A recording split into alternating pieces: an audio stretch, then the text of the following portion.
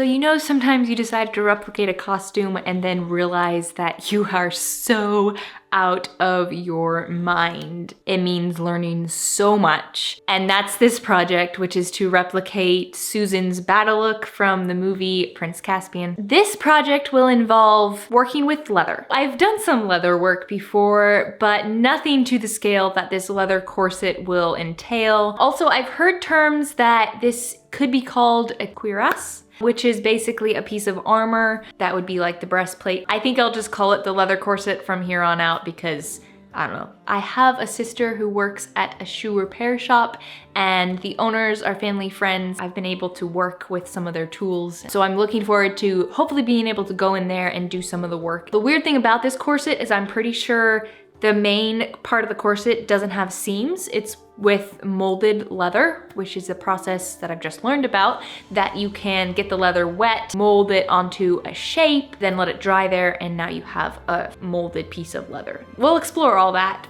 I first worked with some materials I do know how to work with, and mapped out and planned the unique straps and patches on this corset. Quite a bit going on. We'll see if I'll remember how this all goes back together. But we've got just a lot of straps. We have 3 straps going over the shoulder. This first one kind of starts over here, goes up and around, rivets to this. And then the other ones, one is riveted here, I'm pretty sure. Other one ties here and goes up around, goes under, and then they kind of just stay there. We've got this main band going across, which is tied here to, I think, a piece that's riveted to the base corset. And then it's kind of pieced together across and around, and then back here where it's riveted to a strap. Got another main band, which is this front band, which is the main tie you see at the back right here. Goes around, attaches to the big leather pieces down there, continue going around, and then tied.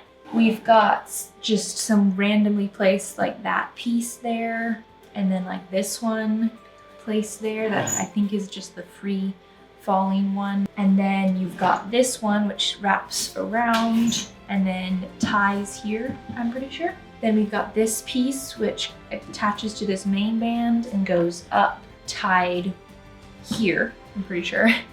But it's looking good. So I kind of wasn't sure if all of these were going to work. So I just got some options and I might combine a few to make up the final look. These are for the metal aspects, random flower-shaped pieces placed around the front on the different leather pieces. I'm gonna combine something like that for one of them. And then maybe that. Oh, and this, oh, that fits really pretty. I really like that. This is gonna be the main one.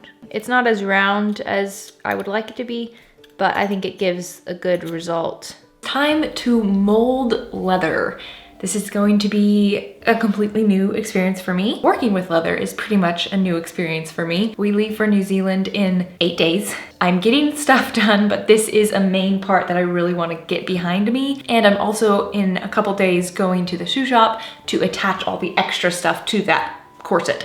And so I need that base molded and finished. Originally, I was going to create a body cast of me wearing the corset with cast bandages. I found a video that explained that process and I thought it would be perfect because I could create 2 halves of my body, which would then lay flat and I could shape my 2 halves of the corset on it because the side lacing, and also just get the perfect shape for this corset that I'll be wearing underneath. But because of the time constraint, I needed to limit what I could do. My mom mentioned that. My first was like, no, I want it to be perfect. But she was right. I needed to save some time. So my dress form is firm enough and sturdy enough to press and do all that you need to shape the leather. It's not quite as efficient because with the body cast, there'd be a seam here that would split the body apart, and now your flat aspect is just flat and then you have the one side. But because that can't do this, it's gonna be pressure here and here. Hopefully it'll be fine for the dress form, I'm really hoping. This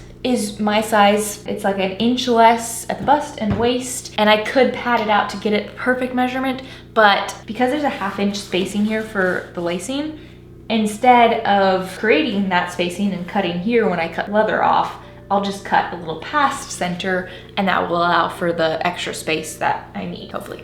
But to protect my dress form from the wet leather, I am using a bunch of plastic wrap to go around her. Wow, dizzy.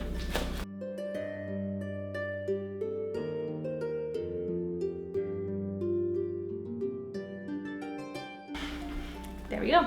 With all this talk of leather work, which is different than my usual sewing stuff, let's flip to a different topic, and that's today's sponsor, which is Foreo. LED light therapy has a lot of benefits like rejuvenated skin, helping to diminish wrinkles, and just overall skin health. And it's also something that you can just very easily add to your daily routine. With Foreo's FAQ 202 LED face mask, it's wireless and super easy to use. You just slip it on, tighten the straps, and then the silicone, which is a flex fit silicone, helps mold to your unique face. And then you can simply click through the different lights based on what benefit you're looking for, or you can use one of their pre-programmed treatments and control the mask through the app. As I've mentioned before, I like an easy skincare routine, and this face mask allows me to add it to my daily routine with all the added benefits of LED light therapy without really affecting my schedule. Now's your chance to check out the LED face masks, but also other Foreo products that help enhance your skincare routine. Foreo is celebrating their birthday, which means it's the perfect time to snag some deals on their website. It's an additional 35% off almost all their products by using the code BELLA35, and that includes products that are already discounted. Click the link in my description to go to their website, browse their products, and again, use the code BELLA35 to get that discount. Okay, so I have just a bathtub of water, and I'm gonna put my piece of leather in it. That should be enough to cover the front. I tried my best to be efficient with the leather. Well, actually, not efficiency, that was to the wayside. It was simply to fit both halves in the piece I had, which was smaller than I would have liked, but at the same time, it was the right type of leather. I was able to source it quickly from the local shoe shop. We'll make it work. So this is the front piece. So that just needs to soak there for about 30 minutes, they say, and then we can start shaping it. So I went out and got this board prepped. We've got our wet leather. It soaked for about an hour. Did it more because as it was soaking, I didn't go back in there, and there was some parts of it like up above the water and it looked kind of dry. Got that turned upside down and let it soak some more. All the methods I saw involved stapling or nailing the leather down and doing that as you did the stretching process. Looking back, I think this was more once the leather was shaped, but either way, I eventually got smart and saw it wasn't helping. It's not stretching very well, and I realized my sister mentioned stretching solution and I forgot to buy some. So a substitute I saw was rubbing alcohol with water, and so I have that in here. So I'm gonna do that, and then also heat is mentioned as a good way. So I'm steamer that will obviously be hot, but also will have the steam, which is keep it soft, or wet, I guess I should say. And so between those two, I'm hoping that I can make it work. If not, I might boil the leather, because I did see that originally was shaping boiled leather, which would be the result of that heat that says will help stretch. So I don't know. Definitely much more challenging than I really anticipated, but who was I kidding? I do that a lot, don't I? Thinking that surely it won't be that difficult. I can do this. I mean, it is taking shape, it's just not gonna be very fitted, which I want. So this rubbing alcohol is making all my little splits in my hands hurt.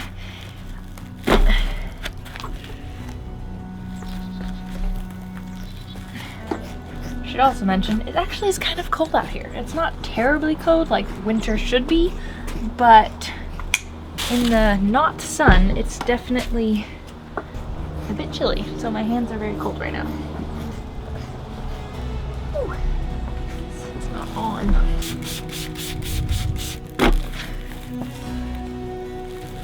The nails are inhibiting me from getting a good stretch downward. I think I'm gonna take them off.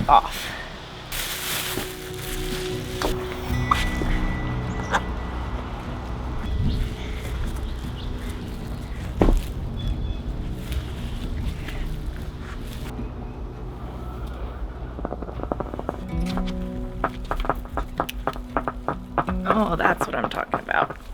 That's much better.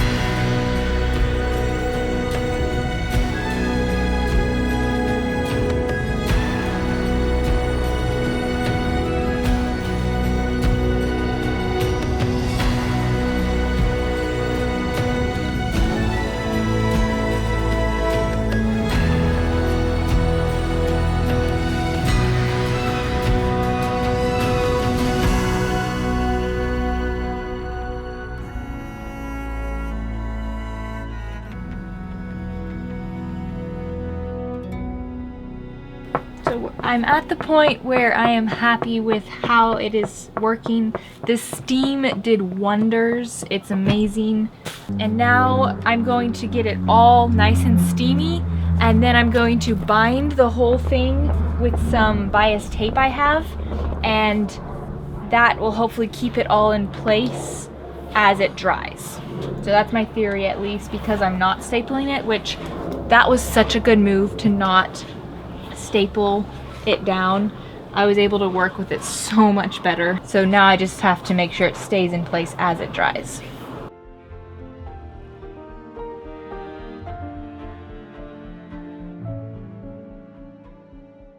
I've been trimming off sections as I go, just because that inhibits how it can stretch if there's too much material that I'm trying to stretch. But of course it's always a little scary because you don't want to trim off too much that you end up not having the right size piece.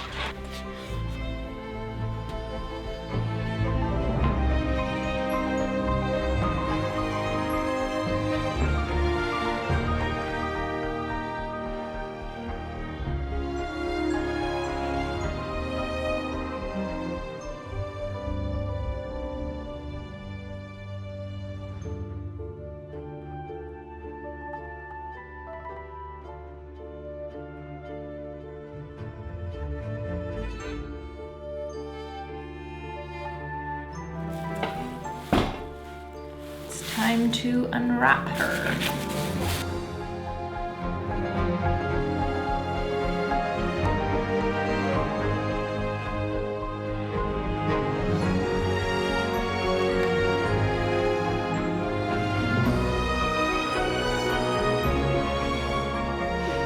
It's got shape.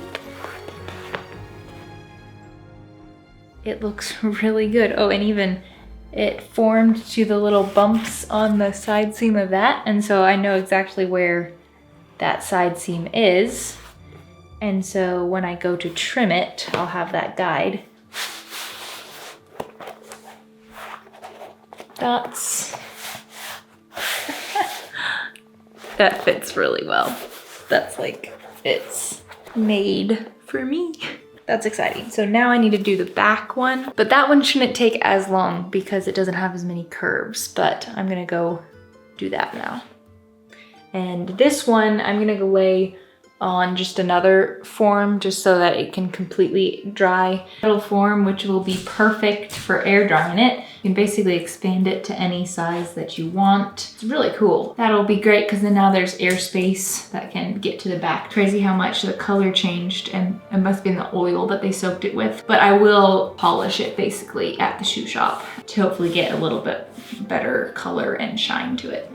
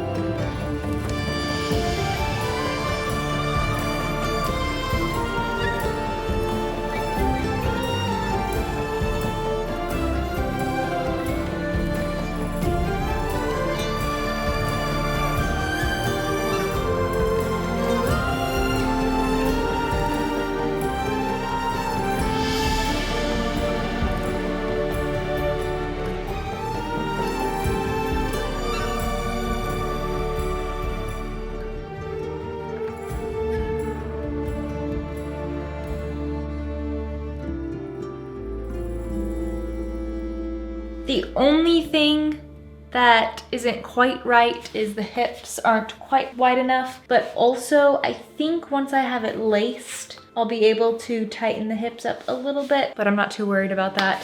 Overall, very, very happy. It's crazy that it turned out this well, honestly. I was not thinking it was going to, but I got it all evened out. I want to get all my leather pieces cut out and punched and ready to put on this as soon as this is prepared, which will involve polishing, maybe staining it, adding a binding, and then also stamping the border and adding the grommets. So those things need to happen, and then I'll start placing the random pizza. We should say pizza. The other pieces of leather along there. But I want to get those all pre-prepped, ready to just attach. But it's getting closer. I just need to do this next step and then of course go tomorrow. It's feeling really good so far. I just need to get it done because we leave in 6 days. After getting some metal pieces attached, I realized that I actually wanted to shine most of these pieces, so that will need to be done after. So I moved on to just marking and making the holes for them.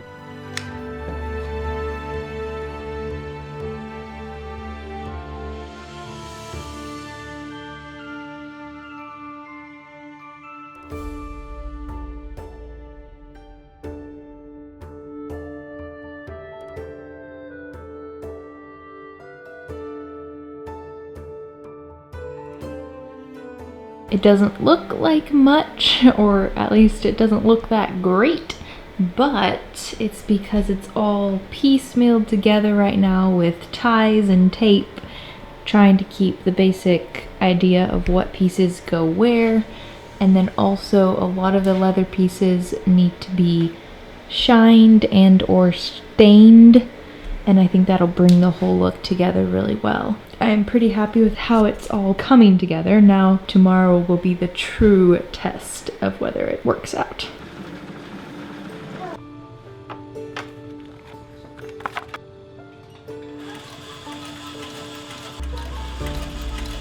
While my sister Clara worked on polishing the base and adding binding, I got the individual pieces polished and prepped with the metal pieces sewn or looped on.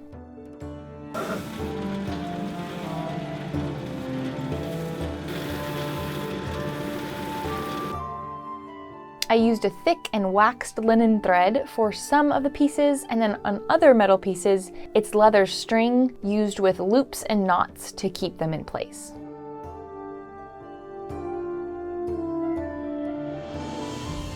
After Clara was finished with those first 2 steps, she went on to stamping the border. You bought that exactly? Or you made it? I made it. Oh my gosh, Bella. Who are you? In that clip, she was referring to me custom designing the leather stamp based on the original corset.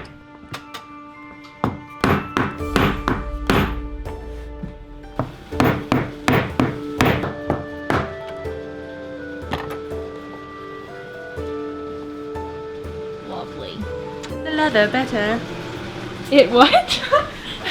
What did you say? It inlays the stitching into the leather. Okay, let's get a before and after. Before? Okay.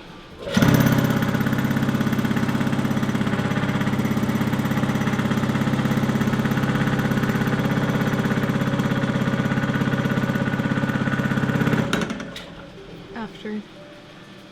I don't know if you can tell. It's a bit hard to see that difference, but in person it definitely is visible. You could say that pounding it down with that machine is what an iron does with a fabric seam. It helps sink the stitches into the material. From here, we attached the various leather pieces with rivets. It's like you know what you're doing. Okay, you can go now.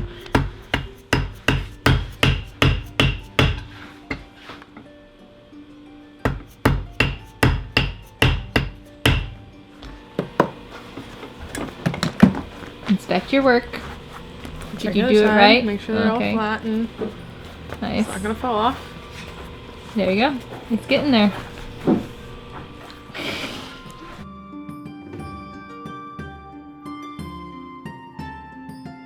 It's off. And when they're a little too long, they slide, and so they go off centered. Oh, okay. So I need to remove it. And that way I know I'm gonna use a... Nice pliers or whatever. It's very hard. These are very Thank sharp. you. They will cut your finger off. Okay. Okay, so Don't then do we're that. going to restart. Okay. A little shorter rivet. So shorter Then- stem on the rivet. Your stem. I'm gonna put that back on top. It's shorter. So now it's in place and it won't go. Okay. We'll trust you on this. Alright.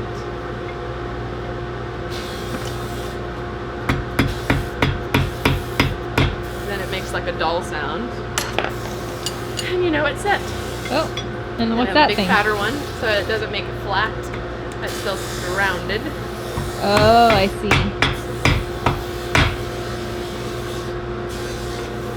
Alrighty.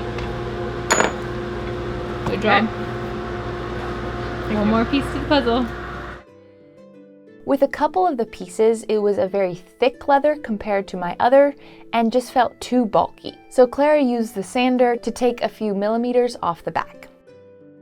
After that, I could move on to more leather piece prep while Clara sewed the gorget. Ah yes, something I forgot to mention. This is a piece that is worn with the corset during the raid scene in the movie. So this is a pattern draft for the gorget. That's what I'm pretty sure is the right term for this piece. After getting it patterned, I got the pieces cut out of some thinner leather, though looking back it should have been much thinner than this one. It's still pretty stiff. But anyway, Clara got the few seams sewn and bound the edges.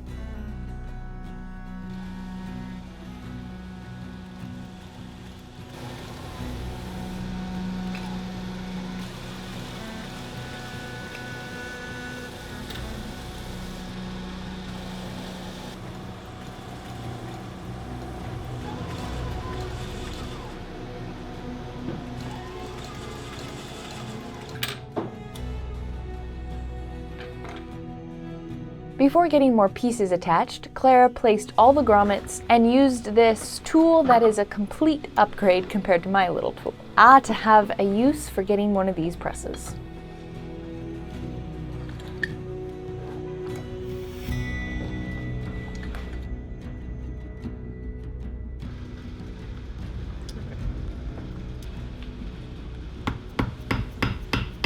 This day was a day well spent. The corset and the gorget were nearly finished, a milestone for this outfit and the overall New Zealand trip.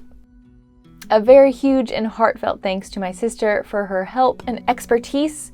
I literally would not have been able to do this without her, and also a huge thanks to Walter's Boot and Shoe Repair for letting me take over their shop and an employee for the day. After getting home, I did some final touches, which included placing the holes for the gorget lacing, which are along the shoulders and back. Also, I created a closure at the sides with just a couple holes and some long lacing. For the corset, I ended up re-stamping the border after wetting it with some alcohol. The imprints of the border were just not as deep as I wanted them, and Claire mentioned that stamping them with some alcohol would help improve how deep the stamp would go, and it did.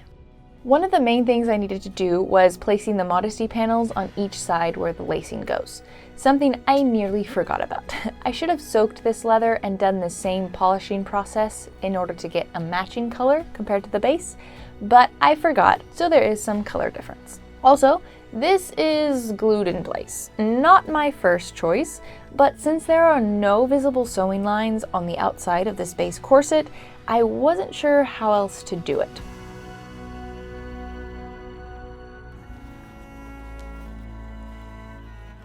So this is the side here that's gonna be permanently together. It's gonna be laced, and then once I get the sizing right, it'll just stay laced like that. But the reason I need to get this is because this is my loose strap, and so I have to see as it fits on me, is it actually loose or just because of the dress form? Pretty happy with that. I've got even lacing on both sides. It's fitting well. Okay. I have some more rivets that I can move that one to get it to lay flat. I have to decide if I want to do the same thing with this one. I'm happy with it, so it's just this one that I have to adjust, which is great. This brown strap is attached at the waist right here. So when this one lays where it's supposed to, I now want to make sure this one is tight. Okay. So many pieces that need to be worked out. It's gonna have a tie right there. And then this is gonna get glued, and then it just basically hangs free. Kind of weird. This one goes over it and up. Before I could do the final ties together back here, I needed to make sure everything was laying smoothly. Just a couple more things, quick adjustments, some ties to place, and then it'll be done. I need to glue down a couple of these straps. I'm gonna finish gluing this one. I tried that hot glue, decided that I didn't want to hot glue, and also it's not holding incredibly well. Like this one is holding fine, but I got some better glue, especially for the side modesty panel type things.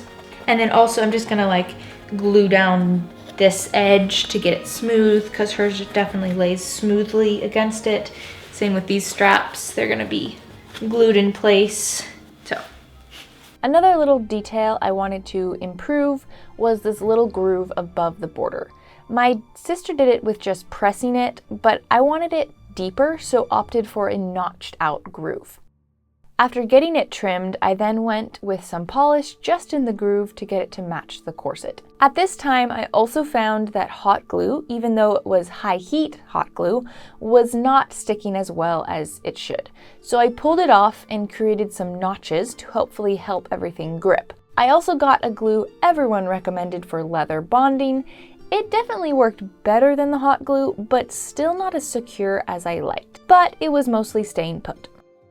The final steps to this corset was making those few adjustments at the back, which did involve removing and resetting one rivet, and then placing several ties and knots throughout.